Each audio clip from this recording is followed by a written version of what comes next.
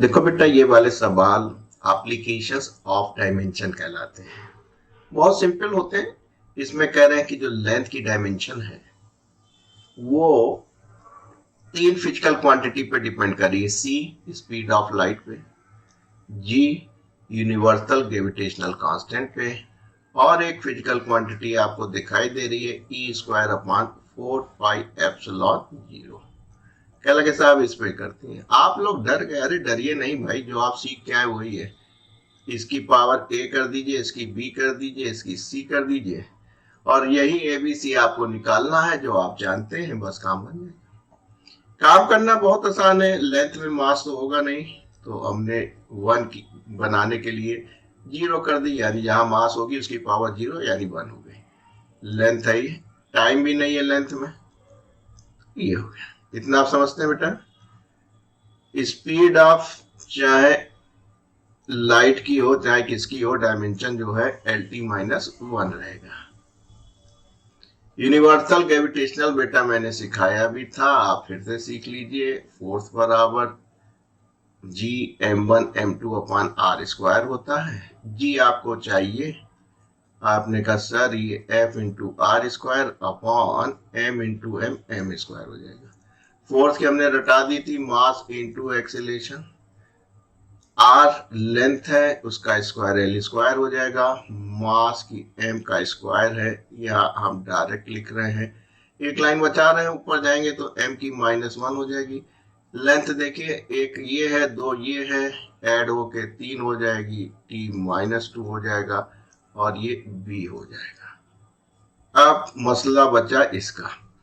आप जानते हैं दो इलेक्ट्रॉन के बीच में लगने वाला इस इलेक्ट्रोस्टैटिक फोर्स F बराबर 1/4 pi epsilon 0 E1 E2 upon R square होता है।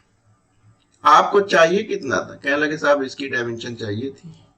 तो आप समझ गए कि sir E square upon 4 pi epsilon 0 force into distance के स्क्वायर के बराबर होगा। फोर्स की आप जानते ही है, मास इनटू एक्सेलरेशन, याद ही हो जाएगा सवाल करते हुए।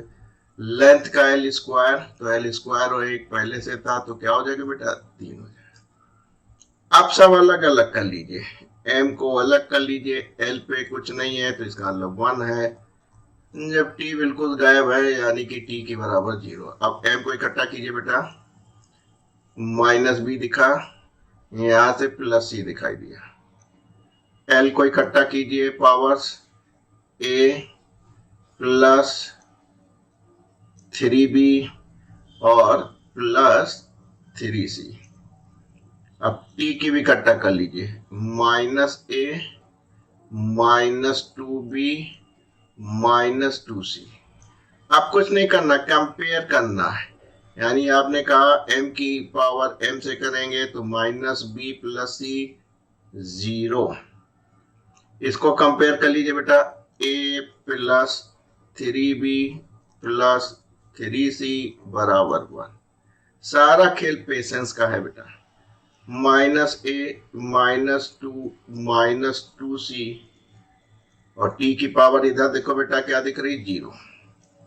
यानी इन्हीं तीन इक्वेशन की मदद से आपको क्या निकालना बेटा? ए बी सी की वैल्यू निकालनी है, वो हमको यहाँ रख देनी है।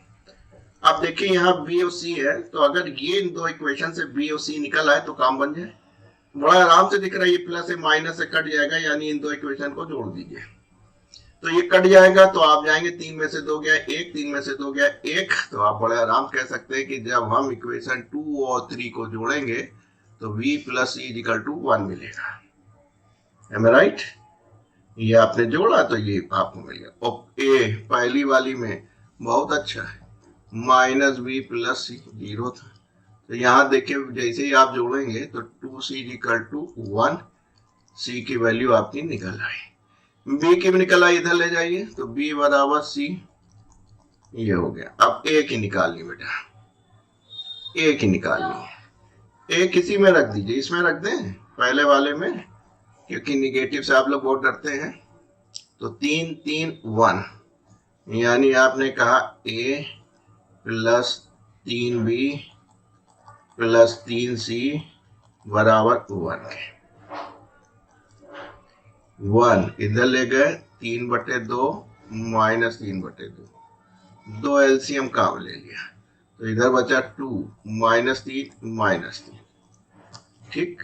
तो 6 6 3 3 6 में से 2 गए, -4 बराबर -2।